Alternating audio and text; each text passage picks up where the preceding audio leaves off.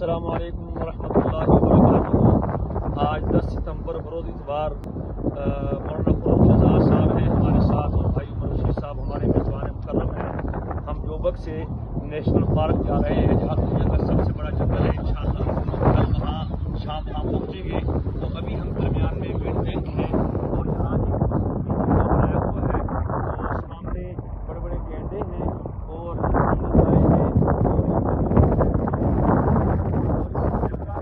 اور پیچھے ہرن ہیں، اور یہ مچھلی کا فارم ہے۔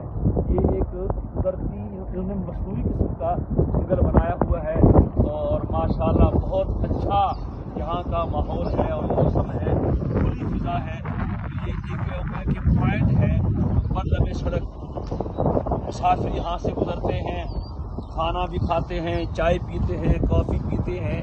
یہاں بچوں کے لیے جھولے بھی ہیں، تو کچھ دیر یہاں گھومتے ہیں پھر آگے چلے جاتے ہیں۔ یہ اللہ تعالیٰ کی مخلوق ہے اور یہ سارا جنگل ان کے لیے ہے، جہاں چاہیں گھومیں اور جہاں چاہیں وہ چریں اور کھائیں پئیں۔